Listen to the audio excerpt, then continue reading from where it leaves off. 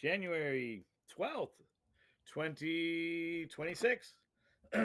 Welcome, one and all, to This Week in Waukesha, the podcast series, podcast number 2 on this Monday evening. That's actually warmed up compared to this morning. I couldn't believe it when I walked outside for the first time, how balmy it was. I am your host, Downtown Donnie Browne, coming to you from the office of former Alderman Don Paul Browne in our beloved Banting Park home. And I'm joined, as always, by my producer, the mighty Max Martinson, who's working from his home in the Cream City, next to the MATC, near the MATC campus and the PBS 12 studios. And we're glad to have back our guest in the first podcast, the first session, Bev Anderson, the executive director of Ebenezer Childcare, who brings you said 33 years, right, of experience in the childcare industry. Well, 33 at Ebenezer, but over 40. Ebenezer. Oh, over 40. Yeah, It's even better. Wow. That's yep. And you'd hinted earlier about you're nearing retirement. I am. Have we set a date yet, or is it? I have not, and I probably, if I had a nickel for every time somebody's asked me, I could easily retire. But retired sooner. Yep. Okay. Yeah. So No, as I said earlier, I am very, very passionate about not only Ebenezer but this field, and I enjoy going to work every day. I have an amazing team that works for Ebenezer, and I figure as long as I'm still enjoying it, I'm going to keep doing it. How did you first get into childcare, or decide that this was your calling? Well, I went to UW-Madison, and I first started out in elementary school. I thought I wanted to be an elementary school teacher. And then the more I got to thinking about it, it was kind of, do I really want to be part of, and no criticism of school systems. I mean this in no way. For me, I didn't feel that was the road I wanted to take, is to work for a school district. And I had a couple of friends who were already in this field. Mm-hmm. And so I decided this is it. I mean, I started in our neighborhood at 13, 14, taking care of kids and doing a little backyard preschool program in my parents' house. So I just feel like I was just destined to be in this field. Oh, that's neat. How, in your opinion, how has the field evolved over the years, like for the better? I do believe it has evolved for the better in the way that I think our state has really focused on higher quality.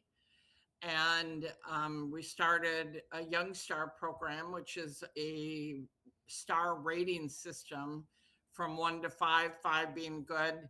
And that provides some funds to support programs with having high quality programs.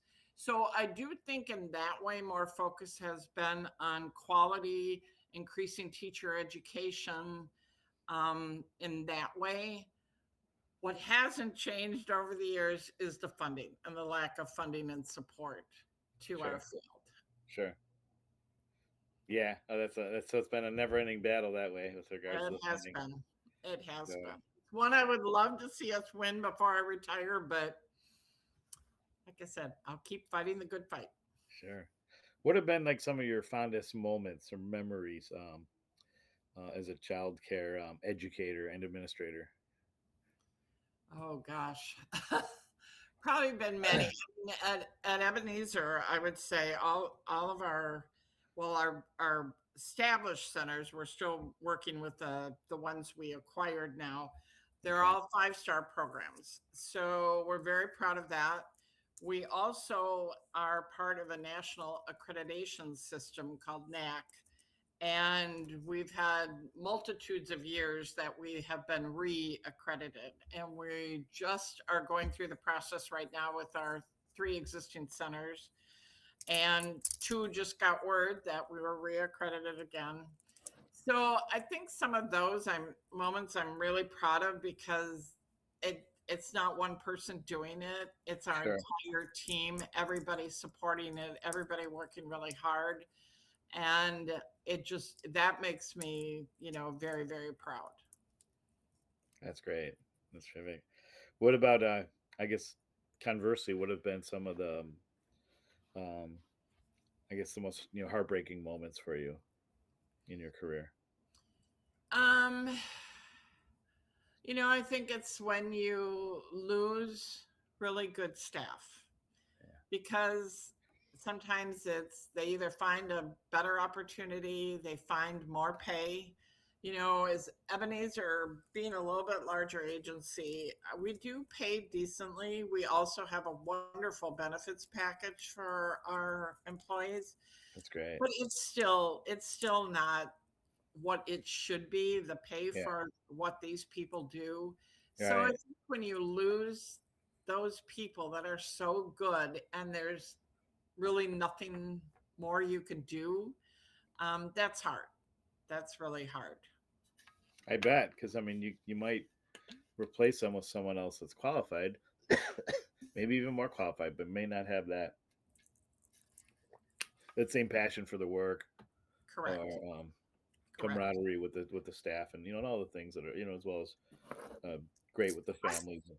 I would say one of my other frustrations has been I've met with many, many, many legislators over the years. Okay. And when I'm meeting with a legislator who basically looks at us as a babysitting service Yeah. and isn't valuing what we do and understanding why we need the support, not only just from the state, from state dollars or federal dollars, but from businesses, from the community. So that has been really frustrating and disappointing for me over the years. We've done a lot of educating with legislators, but some of them just aren't on board, just don't understand or want to understand. They don't understand that there's an educational component to your work. Correct. No, they Like, do. Some don't. I'm not saying all by any yeah. stretch of the means, but some truly don't. Hmm. That's unfortunate because I see it in the experiences that my children had in the different childcare agencies they're in, and it was very much an alma mater in the Well, true sense of the word. It's like those people um, were like other parents. So, and they took their roles, seriously and also with passion and there were a couple. My daughter was in a program. It's our school. It was closed. I think the owner had closed it after many years, but the women on our staff had been with her for a long time. The coworkers, I should say, and a couple of them we would babysit for all of our children if we had like a wedding to go to or a rare night out, and that's how much regard we had and trust we had for them. yep. So, Well, which it is. We've had parents say, I have peace of mind when I drop my child off at Ebenezer because I know they're safe. I know they're well cared for. I know that they're mm, getting quality care. And right, so I can be at peace at work. yeah, absolutely. So now I remember one friend. It was his firstborn, and maybe he was like 6 months, maybe a little older than that. No, he was old. I think he was like toddler age because it was an incident in the playground at the school, and he had a pretty bad fall, and I think might have even lost some teeth. And he got the phone call, but no sooner he was out the phone than there was like a fax. And back when people used faxes, they had the the proper reporting. I don't know if it had to go to the police or, but definitely to the hospital and to or to social services, so that um, there was accountability. And that again put his mind at rest. I mean, it's like nobody wants that to happen to their children, but it happens under even your own watch. And so um, that was always encouraging for me to hear, like especially like we were expecting our first child when that happened, and so um, it was nice to know that there were some good child care agencies out there that take their work seriously and Yeah, do all the right we things. We are, we're licensed by the state, and we're, I I would say pretty strongly regulated. I mean, our licensors come in unannounced, and we've always had a really good relationship with our licensors, Hmm. and they check everything, at our centers, from files to classrooms to teacher child interactions to safety and health practices. And so we're overseen by an entity. And not only that, if you're accredited, with our national accreditation, they come in to our Mm. centers when they accredit it, and they Wow. spend a day or two there. So Okay. Interesting. Hmm.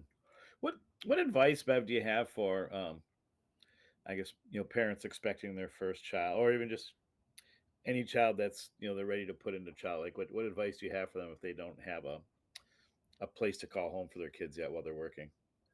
um, when I would say, at this day and age, when you're thinking about starting a family, start looking, because infant care is and quality infant care is difficult to find. Hmm. So you really want to find something and check them out. We actually have at Ebenezer, we actually have what we call a quality childcare checklist. Hmm. And whether you choose Ebenezer or you choose someone else, this checklist can be used to look at any childcare Hmm. program to ensure it's a quality program. There's a whole bunch of different criteria for parents to look at. Nice. So we always give that to parents. And again, Yeah. whether they choose us or someone else, Yeah. it's important to look. Would you mind emailing that to me or to Crystal? And would you mind Sure. if I were to put that up as an example of Actually, Crystal and her team helped us redesign and update a why recent am I one. not So surprised? That's great. She does I'd great be work. happy to do that. Okay. Fantastic. Well, that explains it. I think, gosh, how can a childcare agency afford a good PR firm like Stir Stuff? And it's like, well, you're a big operation, so They are phenomenal to work with. We love working with Stir. that's neat. Oh, good, fantastic. Um, what so what is a typical day like at let's say at Ebenezer or any of your facilities for the kids? Like what can the kids expect when they come, or the parent? I guess it depends on the age group, but Right, right. They come in. We provide a breakfast, lunch, and an afternoon snack. wow, So, children are coming in at all different times, and but we do have a set time for breakfast, so they have that. And then they start going into activities that are planned for them. We believe that children at this age learn through play. So we yeah. provide the materials, the activities, the ideas for them to be able to explore and play in our Mm, classrooms. okay. So they do Wow. that in the morning. We have, depending on weather, we, and most cases are not, we're taking them outside. And Okay. so they have outdoor time in the morning and the afternoon. Hmm. There are some stipulations if the weather gets too cold. Right. They have the lunch, they have a nap or rest time. And then in the afternoon, after that, they have a snack. And then they also have more activities that they can do until they're picked up. Okay. So the thing with the ages that we have, that birth to 5, Hmm. those are the most critical years for a child and a child's brain development. Right. So we're helping them and stimulating the brain and providing them with the tools and the foundation for future learning. Okay. So that's why we believe that they should learn through play, because it's exploration, it's using their brain, Yeah. it's stimulating them. Mm, that's terrific. Are there any unique activities unique to Ebenezer, in your opinion, that are kind of part of your brand? I think we have very unique teachers that are very talented. We do a lot of cooking with the children as Mm, young as toddlers. They nice. do cooking activities. Okay. We also have a virtues program that we incorporate into the lesson plans with the children. And they're like values. They're things Mm, like kindness, trustworthy. right. And so we use those words. And when you see a child who does something really nice for another child, Mm, we'll say that was very kind of you to do that type of thing. So we reinforce those virtues with the children. So I wow. think that's very unique. I don't think a lot of programs do a virtue program. Sure, sure. At what age do you like to your team at Ebenezer? Do they introduce like literacy to the kids? Oh, I mean, we Okay, start reading, we're reading with the infants. nice. We, love sitting, on the floor with the infants and, going through the books and reading it to them. So from infancy on up, we strongly encourage and have literacy as part of our programs. Nice. Any favorite books or books you'd recommend to parents of infants or toddlers? Um, well, I'm probably pretty old school here, but things like Where the Wild Things Are, Maurice Sendak, I love because that's Yeah. imagination. Yes. Very Hungry Caterpillar. Uh, Um, oh gosh, what's the one that always makes me cry? The one about it's kind of like Mommy and Me, or I'm not thinking of the correct title right now, but I have a 10-month-old great niece right now, oh, and she has been very fun. She loves books, and okay. she'll love sitting in your lap, and then she'll just like turn the pages. Okay. That's really important for them. Yes. They're learning that, and they're Hmm. seeing, what's on those pages. So Right. um, it's just fun to kind of see the wheels turning. I bet. That's your grandniece. Yep. Speaking of grand, are there any other members of your family that followed in your footsteps working in the childcare business? Actually, Uh, nobody did. No. um my brother was a police officer, and my sister was kind of in um well, kind of hard to describe her career, but she worked for a national law enforcement telecommunication system. It's a Oh mouthful. wow.